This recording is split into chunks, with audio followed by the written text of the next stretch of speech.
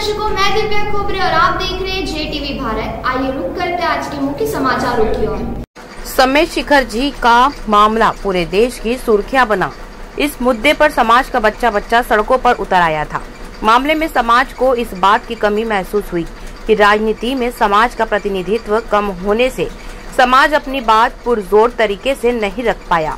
इसी के बाद पूरे देश से मांग उठने लगी है कि राजनीति में समाज के प्रतिनिधित्व को बढ़ाया जाए। इसे लेकर देश के अलग अलग हिस्सों में समाज को एकजुट करने का काम किया जा रहा है। इसी कड़ी में इंदौर में राज्य स्तरीय आयोजन किया गया। जैन राजनीतिक चेतना मंच के बैनर तले हुए इस आयोजन में प्रदेश के अलग अलग हिस्सों से समाज के गणमान्य व्यक्ति इंदौर पहुंचे। सभी ने एक स्वर में इस मांग को उठाया कि लोकसभा, विधानसभा और नगर निगम में जैन समाज का प्रतिनिधित्व बढ़ाया जाए। कटनी सर।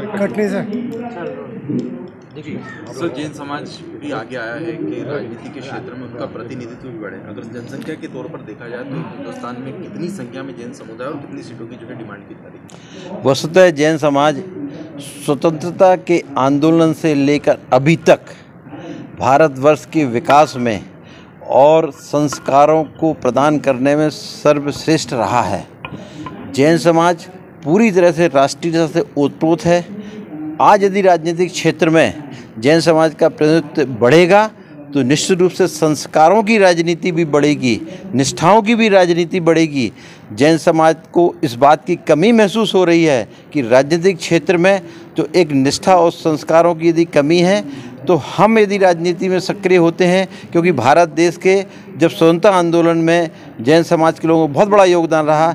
आज देश को विश्व गुरु बनाने में भी जैन समाज का योगदान होना चाहिए। राजनीतिक क्षेत्र में जैन समाज की भागीदारी होना चाहिए, जिससे कि सरकार बनने में उन्हें सकारात्मक रूप से बेहतर देश निर्माण के हम सुझाव दे सकें और देश भारतवर्ष विश्व गुरु बनने के लिए तेज़ी से अग्रसर हो सके। हम लोगों ने तय किया है कि सरकार का ध्यान हम आकर्षित करेंगे, राजनीतिक दलों का ध्यान हम आकर्षित करेंगे और हम उन्हें बताएंगे कि जिस तरह व्यापार और प्रशासनिक क्षेत्रों में हमारी कार्यकुशलता रही है, हमारी ईमानदारी एक माइलस्टोन मानी जाती है, इसी तरह राजनीतिक क्षेत्र में भी हम अपनी ईमानदारी से, राष्ट्रभक्ति से और निष्ठा से देश को आगे बढ़ाने में अपना योगदान देंगे। ये हम लोगों का संकल्प है।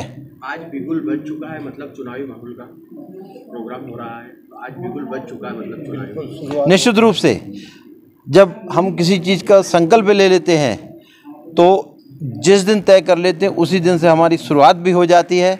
हम समस्त राजनीतिक दलों से संपर्क करेंगे, आग्रह करेंगे और हम उनसे कहेंगे कि चाहे कोई भी दल का क्यों ना हो, क्योंकि दल कोई सा भी हो, आखिर सब राष्ट्र के हित में काम करते हैं।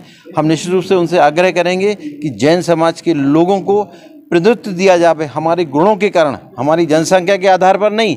जनसंख्या के आधार पर जो है किसी भी तरह से कोई देश नहीं चलते हैं जब तक कि वहाँ पर सभी धर्म और संप्रदाय के लोगों की संयुक्त ताकत नहीं होती है।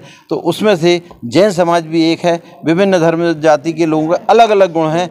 आज प्रतिनिधित्व के क्षेत्र में, राजनीतिक क्षेत्र में, प्रतिनिधित्व के क्षेत्र में जैन समाज की भागीदारी देश के पुनर्निर्माण में और आर्थिक उन्नति बढ़ाने में महत्वपूर्ण भूमिका अदा करेगी।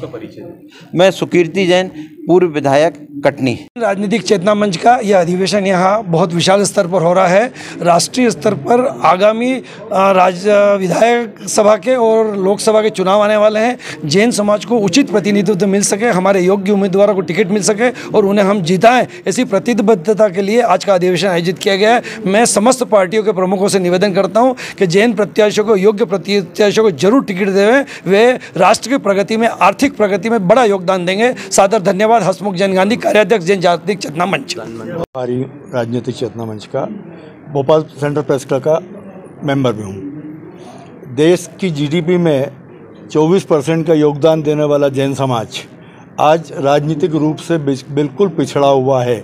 उसको देश की राजनीति में उचित स्थान दिलाने के लिए हम लोगों का प्रयास है। राजनीतिक चेतना मंच का गठन इसलिए किया गया है और आज से बिगुल बज गया उचित स्थान दिलाने के लिए। राजकुमार काला, मीडिया प्रभारी, जैन राजनीतिक चेतना मंच।